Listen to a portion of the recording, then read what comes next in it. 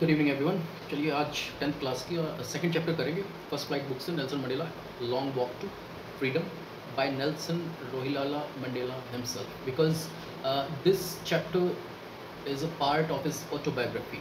Okay, ये chapter जो है नेल्सन मंडेला का, ये उनकी ही खुद की ऑटोबायोग्राफी का ही एक एक्सपेक्ट है और ये हमें ले चलता है हिस्ट्री के अंदर। मतलब on that day when South Africa got its freedom, and that was May 10, 1994, जब मंडेला ने कसम ली थी, sworn in as the first black president of democratic South Africa। पहले ब्लैक प्रेसिडेंट बने थे वो साउथ अफ्रीका के। तो ये एक हिस्टोरिक डे था पूरे साउथ अफ्रीका के लिए। और द पर्टिकुलर डे जिसकी हम बात करें 10 मई का जो दिन था, वो कहते हैं कि बहुत ही क्लियर और ब्राइट था और सारे डिग्निटरीज जो हैं सारी दुनिया से वो वहाँ पर आकर इकट्ठा हुए थे ताकि वो इस ऐतिहासिक दिन का हिस्सा बन सके, उस अपनी प्रेजेंस मार्क कर सकें।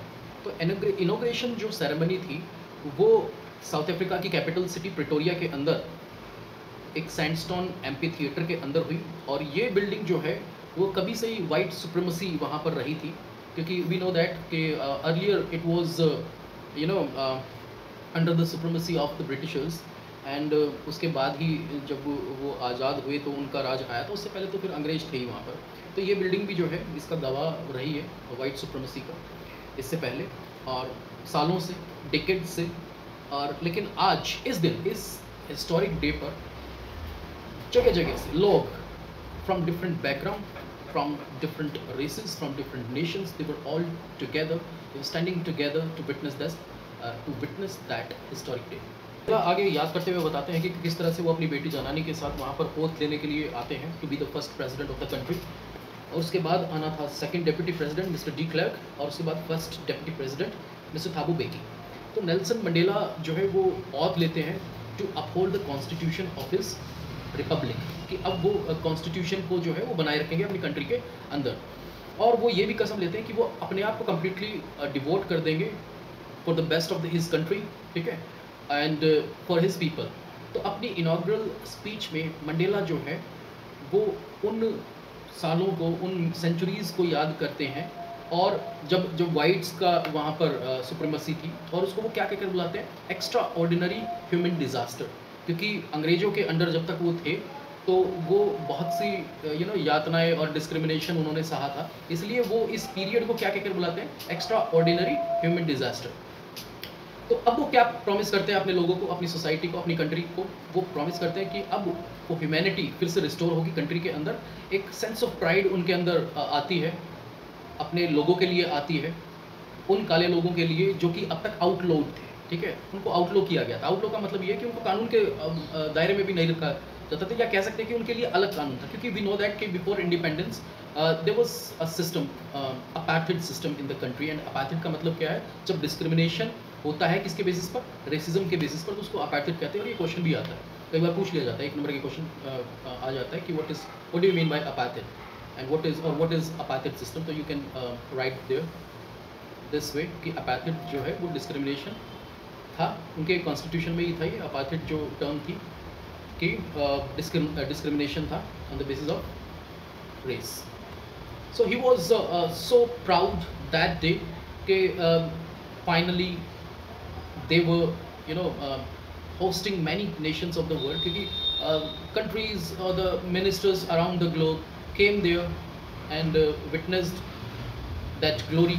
okay, so he expressed his thankfulness, his gratitude उन सारे डिग्निटरीज को जो उनको कॉन्ग्रेचुलेट करने आए थे इतनी दूर, जगह जगह अलग अलग नेशन से, ठीक है। और आगे वो ये ऐड करते हैं कि अब सत्ता में आने के बाद वो अपने लोगों को सभी तरह की जो सफरिंग्स, गरीबी, जेंडर बेस्ड या रेस बेस्ड डिस्क्रिमिनेशन से जो है वो आज़ाद कर देंगे, ठीक है। क्योंकि अब जो लॉ बनेगा वो सबके लिए इक्वल होगा, सारे लोग जो है वो मिलकर रहेंगे, इकट्ठे रहेंगे, साथ रहेंगे और खुशी खुशी रहेंगे।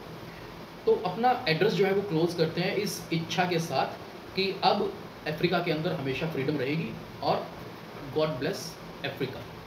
और उसके बाद नेल्सन मंडेला कहते हैं कि उस इनॉग्रेशन सेरेमनी के दिन किस तरह से कितना इंप्रेसिव डिस्प्ले हुआ था साउथ अफ्रीकन जेट्स और हेलीकॉप्टर्स का, जिन्होंने आसमान में उड़ान भरी थी, और किस तरह से जो मिलिट्री है वो अपनी लॉयल्टी शो कर रही थी जो न्यूली फॉर्म्ड डेमोक्रेटिक गवर्नमेंट थी उसके लिए। और किस तरह से मिलिट्री जनरल्स जो हैं वो मंडेला को सल्यूट करते हैं और अपनी लॉयल्टी शो करते हैं। और ये वो मंडेला जो है ये भी पॉइंट आउट करते हैं कि किस तरह से उनके एटीट्यूड में भी एक शिफ्ट आया है, क्योंकि उनका एटीट्यूड पहले कुछ था और अब कुछ है, क्योंकि ऑफिसर्स तो वही हैं, पहले वो ब्रिटिश रूल के अंडर थे और अब जो है वो इनके अंडर आ गए थे। सो दीज डेकोरेटेड ऑफिसर्स, वो कहते हैं कि ये जो डेकोरेटेड ऑफिसर्स हैं जो अभी मुझे सल्यूट कर रहे हैं, जो अभी अपनी लॉयल्टी शो कर रहे हैं हमारी गवर्नमेंट के लिए, तो वो कुछ समय पहले तक उनका एटीट्यूड हमारे लिए कुछ और था। ठीक है, वो भी ऑफिसर्स हो सकते थे जो कि हमें गिरफ्तार करते हैं, लेकिन अब इनका एटीट्यूड जो है वो कम्प्लीटली चेंज हो चुका है। तो ये जो ग्रैंड सेरेमनी वहाँ पर चल रही थी, it came to close with the Impala jet leaving a trail of the bright colours that formed the new South African flag. तो ये इतनी बड़ी सेरेमनी जो है it came to an end जब इम्पाला जेट जो है एक ब्राइट कलर्स को छोड़ते हुए आसमान से आगे बढ़ता है। ओके, और वो क्या छोड़ता है, उन ब्राइट कलर्स में साउथ अफ्रीकन फ्लैग का जो है वो डिस्प्ले होता है आसमान के। तो स्पेशल डे के दिन 2 नेशनल एंथम्स जो है वो बजाई जाती है, एक तो वाइट्स की, ठीक है, वाइट पीपल के लिए, और एक एंथम बजाई जाती है ब्लैक पीपल के लिए। लेकिन मंडेला को ये पता था कि दोनों ही ग्रुप्स जो हैं वो एक दूसरे की एंथम को इतना जानते नहीं हैं, बट लेटर और sooner they would memorise it, और एक दिन ऐसा आएगा कि मिलके जो है ये दोनों एक साथ जो है इस एंथम को गाया करेंगे अपनी अपनी। इसके बाद मंडेला उन हिस्टोरिकल इवेंट्स को भी याद करते हैं जिनकी वजह से अपार्थाइड सिस्टम जो है साउथ अफ्रीका के अंदर फूला और फला, और इसके लिए कुछ ऐसे इवेंट्स जिम्मेदार थे जिसके बाद ये काफ़ी एक्टिव हो गया था साउथ अफ्रीका के अंदर, और उनमें से एक था बोर वॉर, ठीक है, जो कि था 20th सेंचुरी के फर्स्ट डिकेड में शुरू हुआ था, and that had witnessed the spreading of the system of racism and dominance of the blacks by the whites. तो ये वो समय था 20th सेंचुरी का जो फर्स्ट डिकेड था, उस टाइम पर बोर वॉर के जस्ट उस टाइम पर जब चल रहा था, ठीक है, उसके टाइम ही ये सबसे ज़्यादा जो है वो रेसिज्म वहाँ पर बढ़ा था, और डोमिनेंस जो है वो बिल्कुल चरम पर थी वाइट्स की ब्लैक्स के ऊपर। लेकिन इसी सेंचुरी के लास्ट डिकेड में आते आते सब कुछ एकदम से पलट गया, सब कुछ बदल गया, क्योंकि साउथ अफ्रीका जो है अब इक्वल राइट्स एंड फ्रीडम जो है वो एंजॉय कर रही है irrespective of the colour of their skin, क्योंकि अब वो आज़ाद हो चुका है। और वी नो दैट कि it got its independence in 1994, and that was the last decade of the century of 20th century. तो एक ही सेंचुरी में इतना सब हो जाता है कि फर्स्ट डिकेड में तो वो किस तरह से इतना कुछ सहकर रहते हैं, और लास्ट डेकेड आते आते जो है उन्होंने अपनी आज़ादी जो है वो पा ली थी। अब मंडेला उन लोगों को भी याद करते हैं जिन्होंने सेक्रीफाइसेस किए थे, उन हज़ारों लोगों ने जिन्होंने साउथ अफ्रीका की आज़ादी के लिए बहुत कुछ सेक्रीफाइस किया था, और उन हार्डशिप्स से होकर वो गुजरे थे, क्योंकि आज़ादी ऐसे ही नहीं मिलती है। हमारे यहाँ भी बहुत से ऐसे फ्रीडम फाइटर्स रहे हैं जिन्होंने बहुत कुछ त्याग किया था और उसके बाद ही आज़ादी मिली थी। So to gain something you have to lose something first. So he felt sorry that they could not witness. तो इस चीज़ को लेकर वो थोड़ा सा उदास थे कि वो लोग जिन्होंने इतना कुछ साउथ अफ्रीका के लिए किया था वो इस सेरेमनी का हिस्सा आज नहीं बन पाए। ओके, लेकिन उनके द्वारा बोया गया जो बीज था वो आज देखो कितना कितना फ्रूटफुल हो गया है वो, कि अब आगे चलकर जो जनरेशन है वो हमेशा उनको याद करेगी, जो अफ्रीकन जनरेशन है। तो मंडेला जो है पर्टिकुलरली क्रिटिसाइज़ करते हैं अपार्थाइड पॉलिसी को, और उनका मानना था कि इस पॉलिसी ने एक बहुत ही गहरा घाव जो है वहाँ के लोगों पर छोड़ा था, और वो इतनी जल्दी जाने वाला नहीं है, इट विल टेक टाइम, लेकिन धीरे धीरे लोग जो है वो इस घाव से भी बाहर आ जाएंगे। उन्होंने वो ये भी एडमिट करते हैं कि इतने डेकेड्स लगे ऑपरेशंस, और कि किस तरह से उनको दबाया गया, कितनी ब्रूटलिटीज़ थी, तो समय लगता है उन सब चीज़ों से बाहर आने में, और किस तरह से इन ब्रूटलिटीज़ का सामना किया था किन पैट्रियट्स ने, like Oliver Tambo, Walter Sisulu, chief Luthuli, इन सब के नाम दिए हुए हैं कुछ फ्रीडम फाइटर्स जो रहे थे साउथ अफ्रीकन हिस्ट्री में।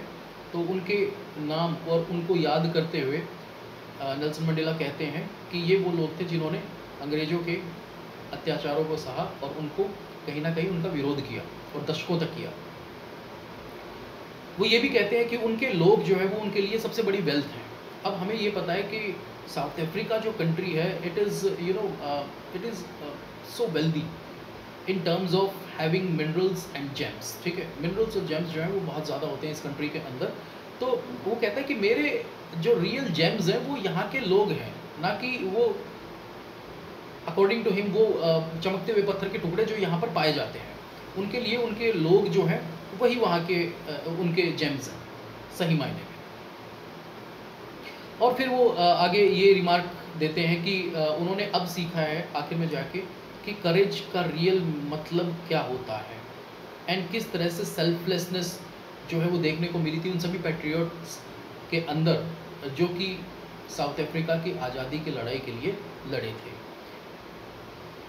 तो एक चीज़ वो कहते हैं, ये बड़ी ज़रूरी है, एक लाइन वो बोलते हैं कि courage was not the absence of fear but the triumph over it, कि जो करेज है it is not the absence of fear, because we know that कि courage is fear is natural to human beings, fear सब में होता है, लेकिन जो डर को अपने को जीत लेता है ना उसका सामना करके, वही करेज होती है, ठीक है। असली करेज वही होती है जब हमें पता होता है किसी चीज़ से, जब हम डरते हैं लेकिन हम अपने डर का सामना करते हैं और उसको जीतते हैं, ठीक है। When we mark our victory over it, so that is called the करेज।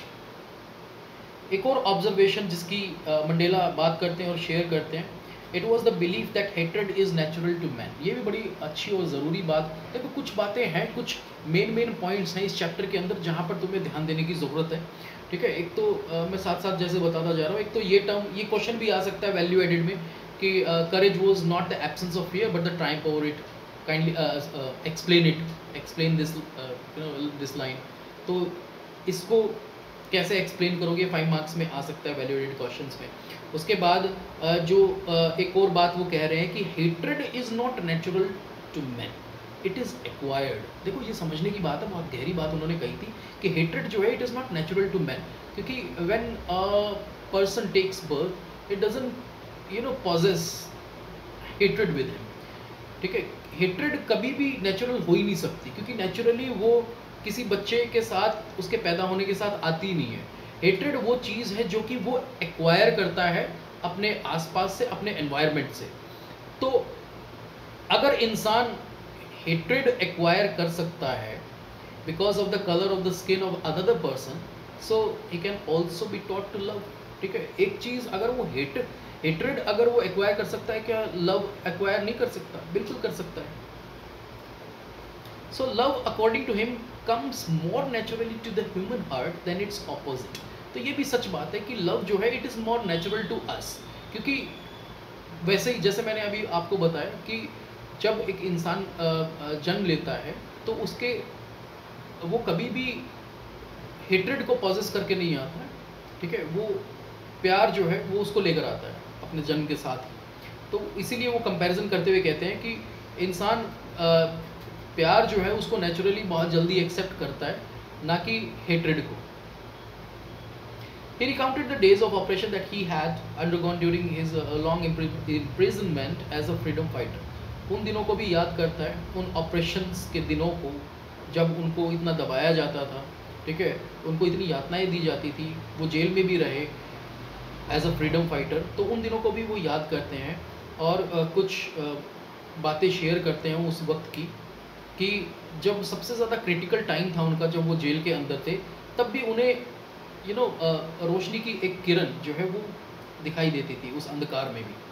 तो वो एक किस्सा शेयर करते हैं जब वो जेल में थे उस वक्त का, अपने एक सिक्योरिटी मैन का वो जिक्र करते हैं चैप्टर के अंदर, और कहते हैं कि चाहे वो कितनी भी बुराई जो है वो पॉजेस कर ले, चाहे उसके ऑफिसर्स कितना भी उसको ऑर्डर कर लें, तो वो याद करते हुए ये बताते हैं कि किस तरह से एक सिक्योरिटी गार्ड के अंदर, जब वो जेल के अंदर थे, तो किस तरह से उन्होंने एक ह्यूमैनिटी जो है वो दिखाई दी एक सिक्योरिटी गार्ड के अंदर उनको। तो तब ये बात वो बोलते हैं कि ह्यूमैनिटी जो है वो सबके अंदर होती है, बस उसको जगाने की ज़रूरत होती है, ओके। तो इसलिए उनके अंदर ये फेथ जो है वो जगा रहा कि अच्छाई जो है वो it is natural to us, we know that, और उसको जगाए रखना जो है वो सबसे ज़्यादा ज़रूरी होता है। गुडनेस सबके अंदर ही होती है। ये एक फ्लेम की तरह है जो हमेशा एक लो की तरह जो जलती रहती है, इसको कभी भी जो है बुझने नहीं देना चाहिए। तो अच्छाई जो है वो नेचुरली, जैसे हमने बात की है, वो सबके अंदर होती है, लेकिन वो अच्छाई जो है वो कई बार दब जाती है उन बुराइयों से जो हम एक्वायर कर लेते हैं अपने आसपास से। वो कहता है उस अच्छाई को पहचानने की ज़रूरत है, क्योंकि हर इंसान के अंदर वो अच्छाई होती है, उसको पहचानने की ज़रूरत है और उसको जगाने की ज़रूरत है, उसको बताने की ज़रूरत है कि अच्छा क्या है। ठीक है, एक और एक्सपीरियंस वो शेयर करते हैं regarding the obligations every individual has in life. देखो ये भी बड़ा इंपॉर्टेंट है, इस पर क्वेश्चन भी आता है कि इंसान की जीवन में, इंसान की लाइफ में, एक इंडिविजुअल की लाइफ में कौन कौन सी वो ऑब्लिगेशंस हैं या कौन कौन सी वो ड्यूटीज़ हैं जो उसे करनी होती है, कौन कौन सी ड्यूटीज़ हैं towards his society, towards his nation और टुवर्ड्स हिज फैमिली। ये क्वेश्चन ज़रूर आता है। ठीक है, कि कौन कौन सी ऑब्लिगेशंस हैं, बाउंडेशंस हैं, या कह सकते हो उसकी ड्यूटीज़ हैं जो बनती हैं उसकी अपनी सोसाइटी के लिए, अपनी कंट्री के लिए, वहाँ के लोगों के लिए और अपनी फैमिली के लिए। तो मंडेला जो है इस पर कहते हैं कि हर इंडिविजुअल की दो ऑब्लिगेशंस होती हैं। अब वो कौन कौन सी होती है? एक तो पर्सनल ऑब्लिगेशंस होती है जो कि उसकी फैमिली के लिए होती है, ठीक है, friends and families and relatives के लिए होती हैं। और एक ऑब्लिगेशन या कह सकते हैं एक ड्यूटी उसकी होती है उसकी कंट्री के लिए, अपनी कम्युनिटी के लिए और वहाँ के लोगों के लिए। ठीक है, दो तरह की ये ड्यूटीज़ होती है जो हर इंसान अगर वो समझे तो उसको ये ड्यूटी जो है वो पूरी करनी होती है। तो ये उनका मानना था कि हर इंसान इन ड्यूटीज़ को, दोनों ही ऑब्लिगेशंस को तभी पूरा कर सकता है जब वो सक्षम होता है, आज़ाद होता है इन दोनों ही ऑब्लिगेशंस को पूरा करने में। ठीक है, ये फिर डिपेंड करता है वहाँ के सर्कमस्टेंसेस पर और उसकी एबिलिटीज़ पर। ठीक है, किसी कंट्री के सर्कमस्टेंसेस पर, क्योंकि अगर बात साउथ अफ्रीका की जाए, जब तक वो आज़ाद नहीं हुआ था, so it was too difficult for the people of the country to take care of both these obligations. ठीक है, कि वो दोनों ही ऑब्लिगेशंस को पूरा कर सके। तो ये सर्कमस्टांसेस पर डिपेंड करता है। हम एक आज़ाद मुल्क में रहते हैं, एक आज़ाद देश में रहते हैं, तो हमारे लिए ज़्यादा ईजी है उन दोनों ही ऑब्लिगेशंस को पूरा करने के लिए, ना कि एक गुलाम देश में रहने वाले इंसान के लिए। तो यही बात वो बताते हैं कि ये दोनों ऑब्लिगेशन हर इंडिविजुअल की लाइफ में होती है, लेकिन ये ईजी नहीं होता हर किसी के लिए कि वो इन ऑब्लिगेशंस को पूरा कर सके या अपनी ड्यूटीज़ को निभा सके। और यही बात वो कहते हैं कि ट्रेजिकली उनके कंट्री के अंदर अनफॉर्चुनेटली कोई भी black coloured man if tried to fulfil these two obligations he was punished and isolated।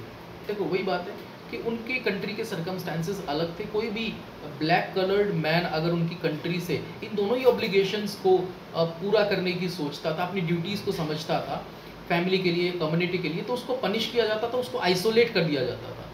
ठीक है, सो पनिश कैसे कर दिया जाता था कि भाई अगर आपकी कम्युनिटी में कुछ हो रहा है, समाज में कुछ हो रहा है, कुछ गलत आपके पड़ोस में हो रहा है और आप अगर आंखें बंद करके देखता रहे तो वो भी तो गलत बात है ना। तो और अगर आप बोले तो आपको गिरफ्तार कर लिया जाता था, आपको यातनाएं दी जाती थी, आपको टॉर्चर किया जाता था, आपको जेल कर दिया जाता था।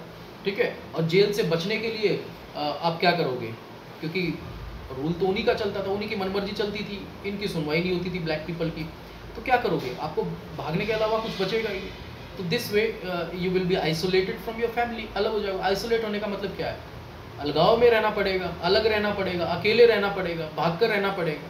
तो इसीलिए जो है कहता है कि कोई भी इंसान जब इन दोनों ऑब्लिगेशंस को पूरा करने की सोचता है तो उसको पनिश किया जाता है, उसको आइसोलेट कर दिया जाता है। और यही वो कहता है कि उनके साथ भी ऐसा ही हुआ था।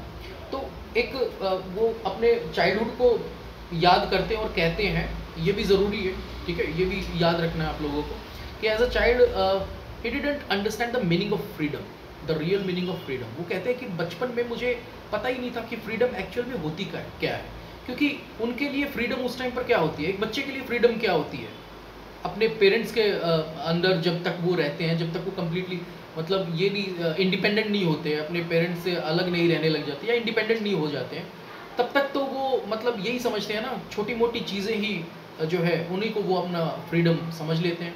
अब वो कहते भी हैं चैप्टर के अंदर कि गांव में खुले घूमना, ठीक है, जो मर्जी खाना, ओके, रिवर्स में नहाना, खुले में घूमना, ठीक है। तो यही फ्रीडम थी उनके लिए, तो जब तक वो अपने बचपन में थे।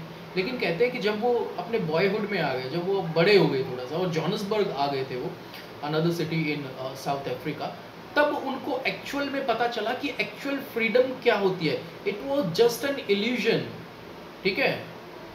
when he thought ke during his childhood ke that was his actual freedom, that wasn't his actual freedom. Actual freedom is when you are free to do whatever you want to do anywhere in the country, ठीक है, wherever you go across the country, जो भी आप अपनी मर्जी से कर सके, ठीक है, आप अपने हक की बात कर सके, अपने राइट्स की बात कर सके, अपनी मर्जी से मैरिज कर सके, अपनी मैरिज से कहीं भी जाकर रह सके, अपने हितों की बात कर सके, ठीक है, अपने लोगों के हितों की बात कर सके। तो असली फ्रीडम तो वही होती है जब आपको इक्वली जो है ट्रीट किया जाता है समाज के अंदर या कंट्री के अंदर, ठीक है। तो वो कंपेयर करता है दोनों ही फ्रीडम्स को। एक तो वो फ्रीडम जिसको वो बचपन में समझता था कि यही मेरी फ्रीडम्स हैं, ठीक है, जैसे बच्चा खुला घूम लिया कहीं, ठीक है, खुला खा लिया, घूम लिया, दोस्तों में रह लिया, नहा लिया, फिर लिया, खुले में सो गए, ये फ्रीडम नहीं थी। ये बात वो कहता है कि फ्रीडम का असली मायने जो है वो उसको तब समझ में आया जब वो बॉयहुड में आ गया था, या फिर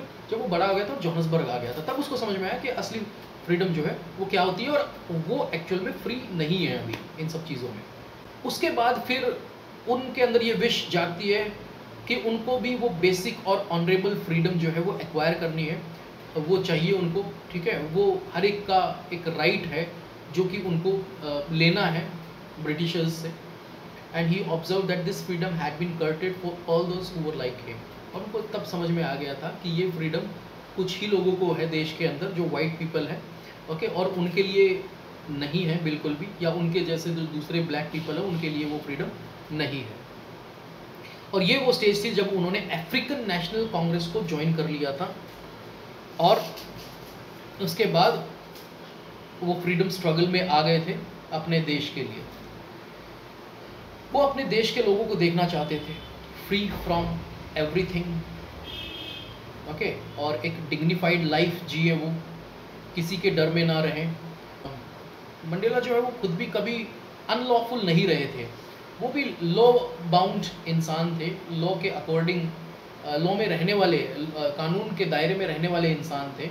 लेकिन ये तो वो सारी जो परिस्थितियाँ थी उन्होंने उनको बदल दिया, ठीक है, जिससे कि वो मजबूर होकर उन बेसिक राइट्स को अपने लेने के लिए, जो कि छीन लिए गए थे अंग्रेज़ों के द्वारा, उनको लेने के लिए, फिर से एक्वायर करने के लिए जिस राह पर वो चले थे, तो उनको क्या घोषित कर दिया था, उसी कानून ने जिसकी वो पालना करते थे, जिसको वो रिस्पेक्ट करते थे, उसी कानून ने उनको क्रिमिनल भी बना दिया था। और उसके बाद उनको आइसोलेट कर दिया गया, उनको उनके घर से दूर कर दिया गया। एंड में मंडेला जो है वो क्या कहते हैं, he considers both the oppressor and oppressed to be prisoners। And में एक बात और ज़रूरी वो बताते हैं और कहते हैं कि भाई जो ऑप्रेसर है और जो ऑप्रेस्ड है वो दोनों ही प्रिजनर्स हैं। कैसे प्रिजनर्स? ऑप्रेसर कौन हुआ और ऑप्रेस्ड कौन हुआ? ऑप्रेसर वो जो यातनाएं देता है, जो दबाता है, और ऑप्रेस्ड वो जो दबता है, जो यातनाएं सहता है। कहता है दोनों ही एक ही स्टेज पे हैं, एक ही स्टेज पर है, दोनों ही प्रिजनर्स हैं, ठीक है, मेरी नज़रों में। तो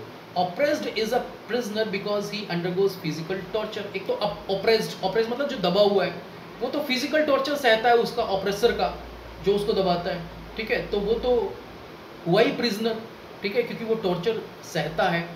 और ऑप्रेसर जो टॉर्चर देता है वो भी तो बाउंड है हेट्रेड से।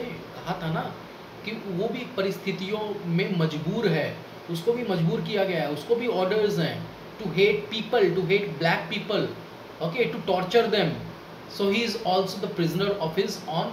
और कह सकते हैं कि he is not free from his mind, ठीक है, वो फ्री है ही नहीं अपने माइंड से या अपनी थॉट से, उसको बताया जाता है, ठीक है, वो उस हेट में जीता है उन सभी लोगों के लिए, उन सभी ब्लैक पीपल के लिए। तो वो भी तो प्रिजनर हुआ ना एक तरह से, अपने बॉसेस का, उन ऑर्डर्स का जो उसको दिए जाते हैं, या उन सर्कमस्टांसेस का जिसमें वो ये अपने अंदर मतलब ये भावना पैदा कर लेता है काले लोगों के लिए कि ये लोग जो है वो बहुत ज़्यादा जो है मीनियल हैं, ठीक है, छोटे हैं, या एक तरह की रेसिज्म उनके अंदर आ जाता है, ठीक है। तो ये भी उनको क्या घोषित करती है, ये भी उनको प्रिजनर ही घोषित करती है। तो दोनों ही प्रिजनर हैं, ऑप्रेसर भी और ऑप्रेस्ड भी।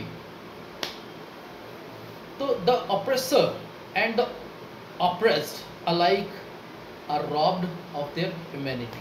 तो दोनों ही हैं तो अलग, ऑप्रेसर अलग है, ऑप्रेस्ड अलग है, लेकिन कह सकते हैं कि दोनों ही जो हैं they are robbed of their humanity, ठीक है। दिन दोनों ही अपनी ह्यूमैनिटी से जिन दोनों को ही दूर कर दिया गया है, ठीक है।